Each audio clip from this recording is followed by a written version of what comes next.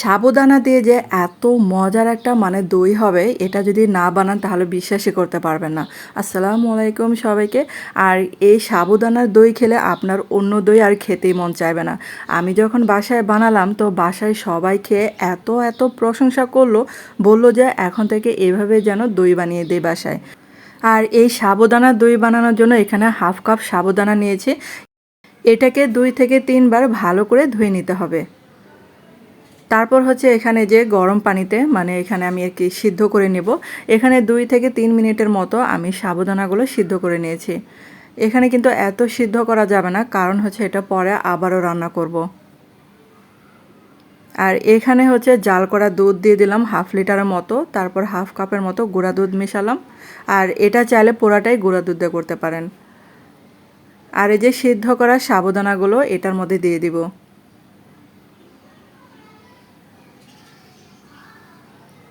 আর এখন এটা ভালো করে কিন্তু জাল করে নিতে হবে। আর সামান্য একটু লবণ দিলাম। আর এই যে এটা কিন্তু বেশি আর ঘন করব না, এটা একটু পাতলা থাকতে থাকতে এই যে নামিয়ে ফেলবো, কারণ এটা পরে কিন্তু একদম জমাট বেঁধে যাবে। আর এখানে আমি দেখেন ক্যারামেল করব। এখানে পনে 1 কাপের মতো চিনি নিয়েছি, সামান্য একটু পানি দিলাম। আর পানি ছাড়াও ক্যারামেল যদি করতে চান আর কি করতে পারবেন, তো আমার কাছে মনে হলো একটু পানি লাগবে। আর এটা দেখেন জাল করতে করতে একদম দেখেন এই যে কালারটা চেঞ্জ হয়ে আসবে।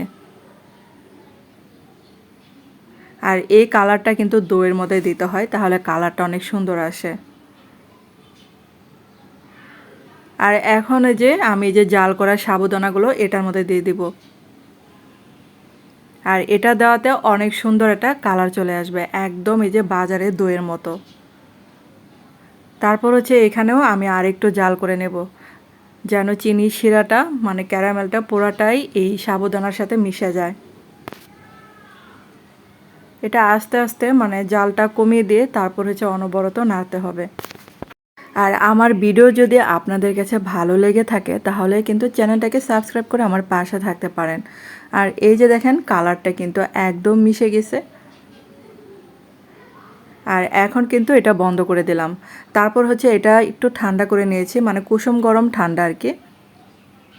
আর এখানে দেখেন 1 কাপের মতো আমি দই দিয়ে দিলাম। আর যে কোনো দই বানাতে কিন্তু দইয়ের বীজটা লাগবে, না হলে কিন্তু দইটা ভালোভাবে জমবেই না, দই কোনো হবেই না। তার জন্য যখনই বাইরে থেকে কোনো দই কিনে নিয়ে আসবেন বা ছোট ছোট কাপও পাওয়া যায় দইয়ের কাপ, তো সেটা কিনেও কিন্তু বাসায় দই বানাতে পারেন। আর যে আমি মিশাতে মিশাতে একটা কথা ভুলে গিয়েছিলাম, আমি কিন্তু কোনো চুলার জাল অন করি নাই। তো চুলার জালটা বন্ধ করে কুসুম গরম অবস্থায় কিন্তু দইয়ের বীজটা ভালো করে মিশিয়ে নিয়েছে। তারপর হচ্ছে একটা মোল্ডে এরকম করে মিশ্রণটা ঢেলে নিতে হবে। আর কিছুক্ষণ এই যে এরকম ট্যাপ করে নেবেন, তাহলে অনেক সমান হবে। তারপর হচ্ছে একটা ফয়েল পেপার দিয়ে ভালো করে মুখটা এরকম করে ঢেকে দিতে হবে, না হলে আবার স্টিম করার সময় ভিতরে পানি ঢুকে পোড়াটাই কিন্তু দইটা আবার নষ্ট হয়ে যেতে পারে। এই জন্য ভালো করে কিন্তু মুখটা এরকম করে লাগিয়ে নিতে হবে। আর এখন এটাকে স্টিম করে নেব, তার জন্য এই যে দেখেন আমি আগে থেকে স্ট্যান্ড বসিয়ে রেখে দিয়েছিলাম।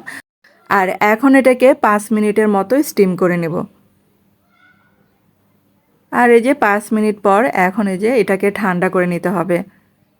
আমি কিন্তু এটা ফ্রিজে রেখে দিয়েছিলাম আধা ঘন্টার জন্য।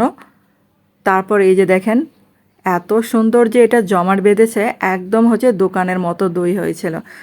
আর দোকানের দই যেরকম একটু কেটে নিলে তারপর হচ্ছে আবার পানি ওঠে, এটা কিন্তু একদমই পানি ছাড়বে না।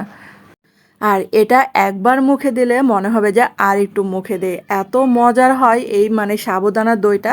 অবশ্যই একবার হলেও আপনি বাসায় বানিয়ে দেখতে পারেন।